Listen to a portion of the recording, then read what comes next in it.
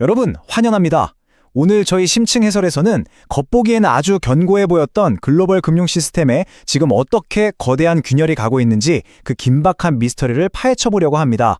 지금 세계에서 가장 거대한 자금을 굴리는 펀드들이 갑자기 투자자들을 향해서 문을 굳게 걸어 잠그고 있거든요. 도대체 마쿠에서 무슨 일이 벌어지고 있는 걸까요? 자, 바로 들어가 보겠습니다. 먼저 우리에게 즉각적인 충격을 안겨준 헤드라인부터 짚고 넘어갈게요. 불과 몇 달 사이에 월스트리트의 거인이라 불리는 전혀 무관해 보이는 두 거대 펀드가 투자자들에게 폭탄 선언을 했습니다. 미안하지만 지금은 당신 돈을 돌려줄 수 없다고요. 2020년 2월에 블루아울, 그리고 5월 1일에 스타우드 캐피탈. 이들은 절대 작거나 불안정한 기관들이 아닙니다.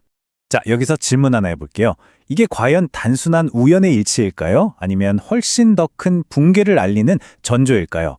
우리는 지금부터 이 사태의 껍질을 하나씩 벗겨내서 이 두 사건이 정말로 같은 근본 원인을 공유하고 있는지, 그리고 이게 우리 경제 전반에 어떤 선글한 의미를 가지는지 낱낱이 확인해 볼 겁니다.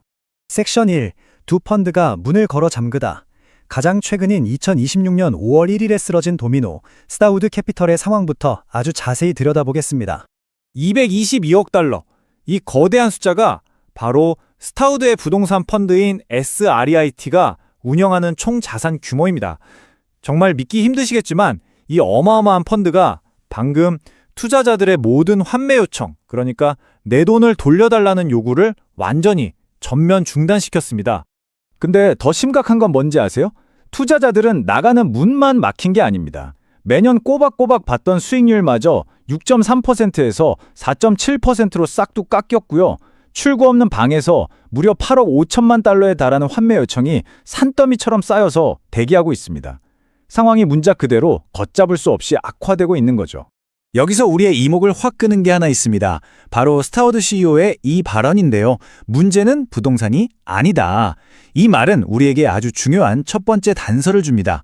문제의 초점을 건물 그 자체가 아니라 금리 인상에 잔뜩 겁을 먹고 몰려든 투자자들의 그 압도적인 패닉 상태로 옮겨주기 때문이죠. 섹션 2. 스타우드 SIT의 현재 상황. 대체 왜 이런 뱅크런 수준의 패닉이 터지고 있는지 알기 위해서 장부상에 나타난 스타우드의 실제 실적을 한번 짚어보겠습니다. 여기서 꼭 아셔야 할 핵심 개념이 하나 있어요.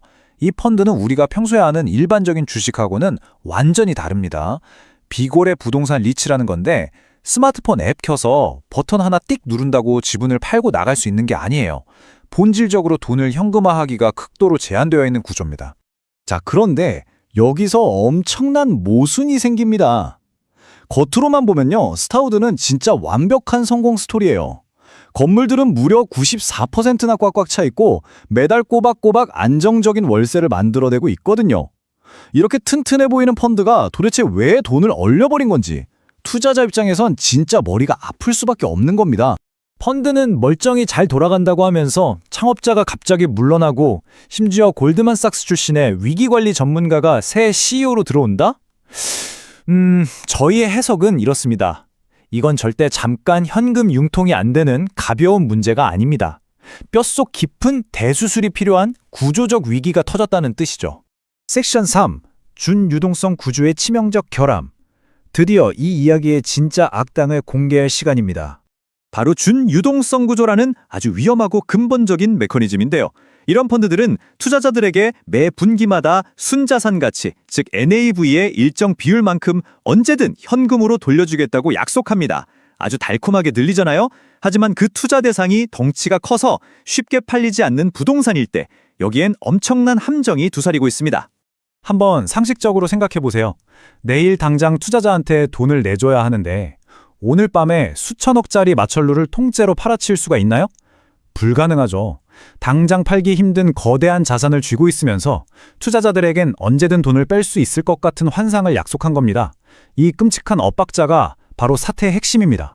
이쯤 되면 좀 예리하신 분들은 이렇게 지적하실 겁니다. 잠깐만, 스타우드는 첫날부터 위기 터지면 환매 제한할 수 있다고 계약서에 다 써놨잖아요. 게이팅 조항이 있는데 왜 이제 와서 날린 거죠? 네, 맞습니다. 모든 건물에 비상구가 있는 건 지극히 정상이죠. 하지만 진짜 무서운 상황은 언제일까요? 수많은 사람들이 살겠다고 동시에 그 비상구로 비명을 지르며 몰려가서 결국 문이 꽉 막혀버렸을 때입니다. 환매 제한 조항이 실제로 발동됐다는 사실 그 자체가 이미 시장과 투자자들의 신뢰가 철저히 박살났다는 걸 알리는 아주 시끄러운 사이렌인 겁니다. 그래서 우리는 눈앞에 보이는 팩트와 그 이면의 해석을 아주 냉정하게 분리해서 봐야 합니다. 임대료가 잘 거치고 있다는 사실 뒤에는요, 펀드가 이 건물들의 현재 가치를 장부상으로만 꽤 높게 자체 평가하고 있을 가능성이라는 해석이 존재합니다. 만약 지금 당장 시장에 저 건물들을 급매로 던진다면 절대 장부에 적힌 가격 못 받습니다. 엄청난 손실이 숨어 있을 수 있다는 얘기죠. 섹션 4. 위기를 향한 3년의 궤적. 자, 시야를 좀 넓혀서 대체 어떤 거시경제의 도미노가 이 펀드들의 뇌관을 쾅 건드렸는지 한번 볼까요? 지난 3년간 시장은 정말 숨가쁘게 돌아갔습니다. 재택근무로 텅 빈 유령 오피스 건물이 속출했고 연준은 미친 듯이 금리를 올렸죠. 그리고 이제 옛날에 싼 이자로 빌렸던 그 엄청난 빚을 더 이상 연장하지 못하는 만기의 벽에 부딪혀버렸습니다. 이 펀드들은 아예 옴짝달싹 못하고 갇혀버린 겁니다. 이 데이터를 보시면 지금 비거래 리츠 섹터 전체를 짓누르고 있는 이 끔찍한 불균형이 한눈에 들어오실 겁니다. 펀드를 필사적으로 빠져나가겠다고 아우성치는 돈의 힘이 새로 들어오는 돈보다 무려 2배 이상 큽니다. 아무리 덩치가 큰 펀드라고 해도 돈 나가는 속도가 이러면 버틸 재간이 없어요. 완전히 구조적 붕괴 상태입니다. 섹션 5. 블루아울과 스타우드의 구조적 비교. 자, 이제 저희가 처음에 말씀드렸던 헤드라인의 두 펀드를 나란히 한번 나와볼게요. 규모도 전혀 다르고 위기가 터진 방아쇠도 달랐습니다.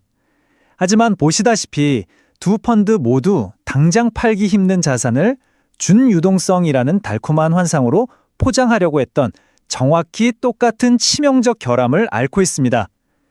이건 단순한 개별 기업의 불운이 아니라 분계의 공식이 완전히 똑같은 시스템적 실패라는 증거입니다. 이 섬뜩한 적색 경보 라인업을 한번 보세요. 아폴로, 블랙록, 이름만 들어도 아는 월가의 거의 모든 메이저 펀드들이 지금 돈 돌려주는데 한도를 꽉 채우고 빗장을 걸어 잠그고 있습니다. 오직 블랙스톤 혼자서만 시장 신뢰 안 무너지게 하려고 자기 돈 4억 달러를 쏟아부으면서 필사적으로 버티고 있을 뿐이죠. 균열이 마치 전염병처럼 퍼지고 있는 겁니다. 섹션 6. 시스템 전체로 번지는 거대한 균열. 어떤 분들은 에이 저건 돈 많은 기관이나 부자들만의 문제 아니야? 하고 넘기실 수도 있어요.